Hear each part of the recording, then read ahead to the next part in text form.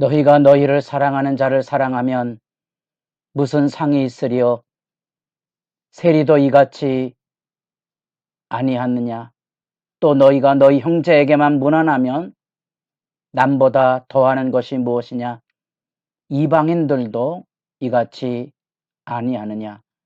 그러므로 하늘에 계신 너희 아버지의 온전하신 것 같이 너희도 온전하라. 마태복음 5장 46절 48절까지. 새벽을 깨우는 거룩한 기도자 여러분, 주의 복된 은총을 기원하며 생명의 말씀을 따라 주님 앞에 기도하는 은혜의 풍성함이 매일 새롭게 생수처럼 흘러넘치기를 바랍니다. 오늘의 본문 말씀은 출애굽기 22장 16절에서 31절까지의 말씀이며, 우리가 이 말씀 안에서 우리는 하나님의 말씀을 기억해내는 다양한 사회적인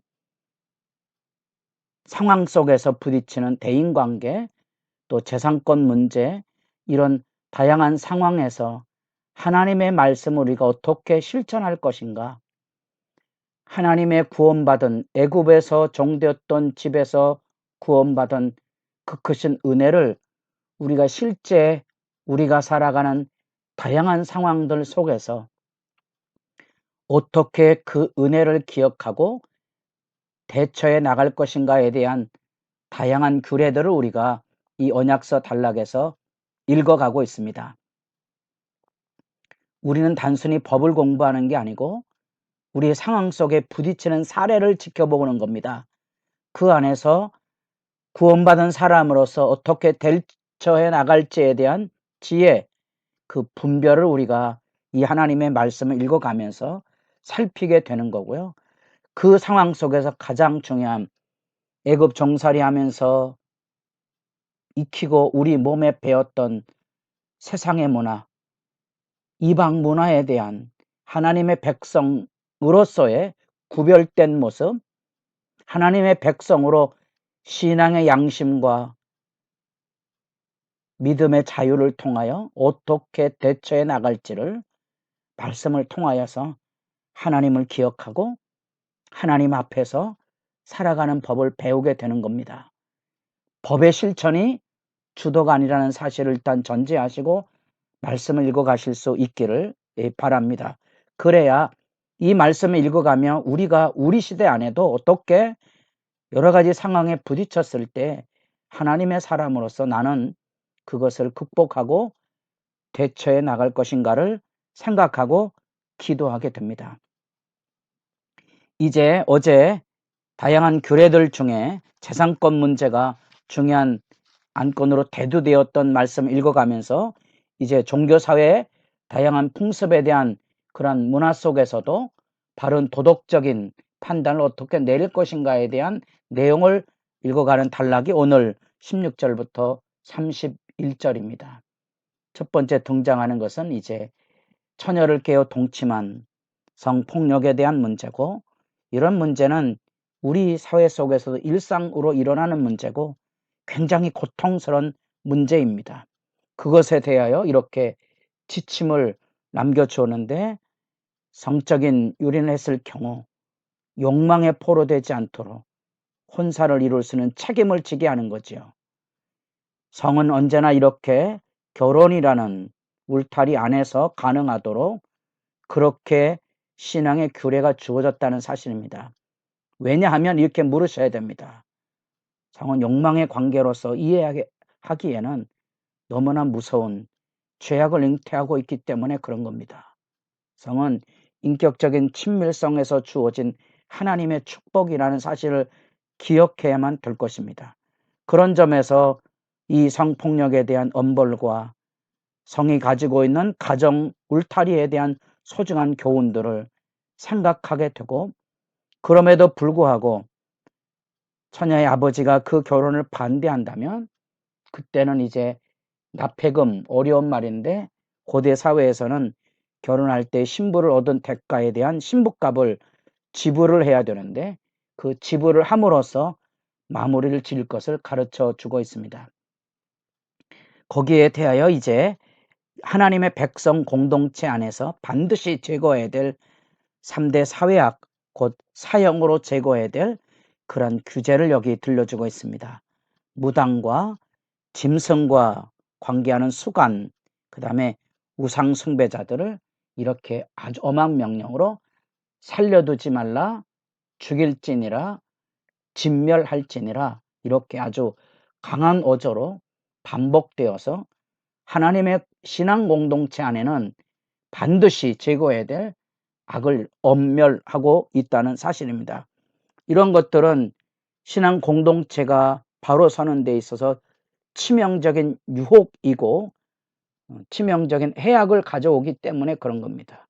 오늘날에도 그리스도인들이 사회생활 속에서 다양하게 살아가지만 우리들 안에, 교회 안에서는 결코 용납하지 말아야 될 도덕성의 기준이 아주 엄격하게 세워질 교훈들을 우리가 만나보게 되고, 우리가 세상 문화에 길들여져가면서 점차 이런 경각심이 무너져서 세상의 점술이라든지 기륭의 삶에 대한 다양한 그런 문화적인 접근을 하게 되는 위험성이 있는데, 굉장히 조심해야 될 것을, 이런 말씀을 여러분들 읽어가면서 스스로 살피실 필요성이 있다는 사실입니다. 왜냐하면 특별히 기륭을 점치는 운명과 출세를 다스리고 있는 그런 데에 대한 관심은 불신앙의 소산이고, 하나님에 대한 신뢰가 무너진, 애굽 땅 종됐던 집에서 구원하는 그 크신 은혜와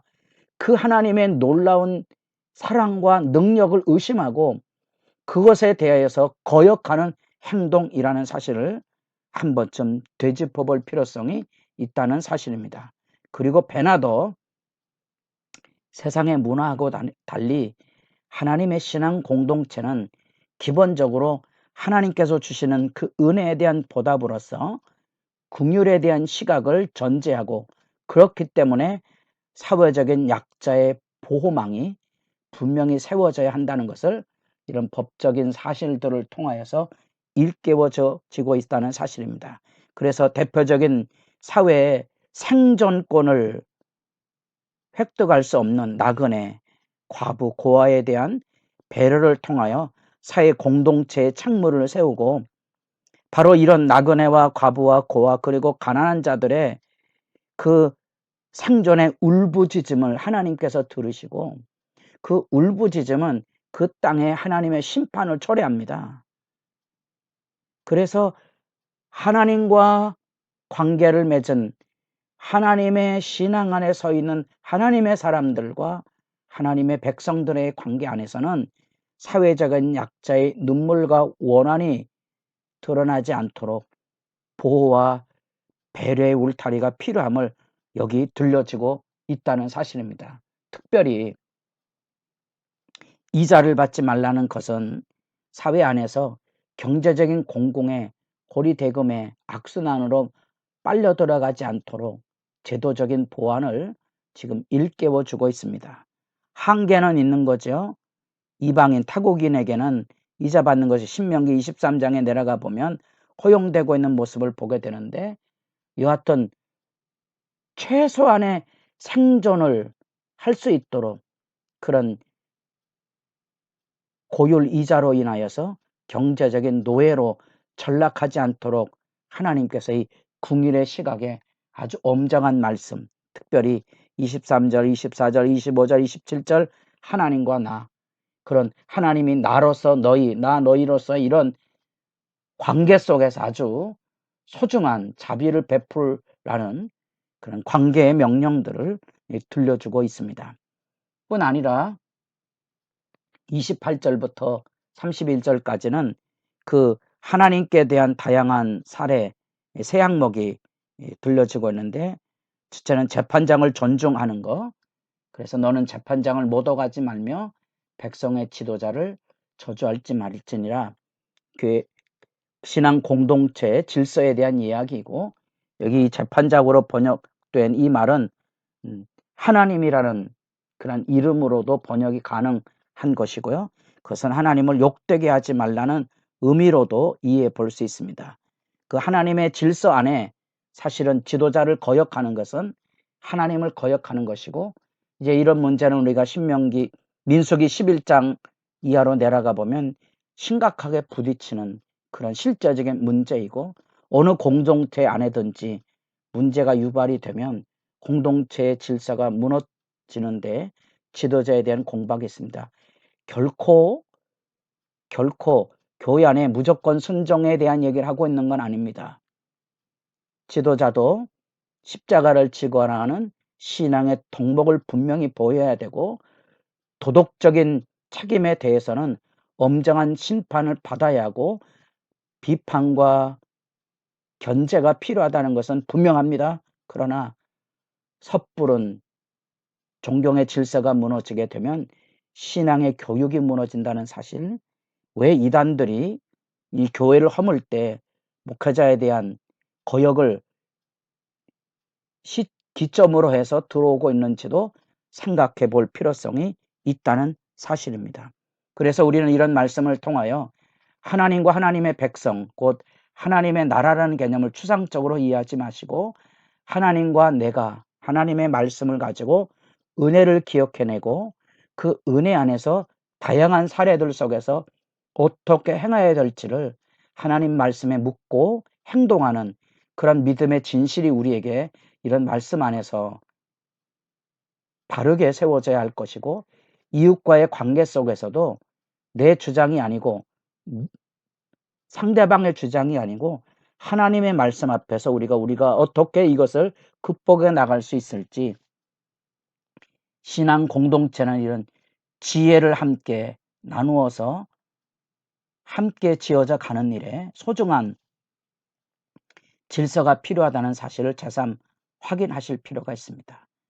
성폭력으로부터의 가정보호, 사회악을 제거함으로써 이교의 풍습이 자리 잡지 못하게 하는 분명한 기준들, 최소한 신앙 공동체 안에서 약자들이 희생되어서 신음소리가 하나님께 올라가지 않도록, 그 공동체와 그 땅이 하나님 보시기에 더럽혀지지 않도록 약자에 대한 배려와 보호망에 대한 생각을 말씀을 통하여 확인하시고, 하나님 앞에 거룩하게 살아가는 법이 무엇인지, 지도자들을 존중하고 첫열매를 드리고 들판에 버려진 짐승 피채 먹지 않도록, 그렇게 구별된 생활 양식들을 되짚어서 하나님 앞에 우리도 바르게 살아가는 것이 무엇인지 하나님 앞에 묻고 기도하는 시간이 복되게 열려질 수 있기를 바랍니다.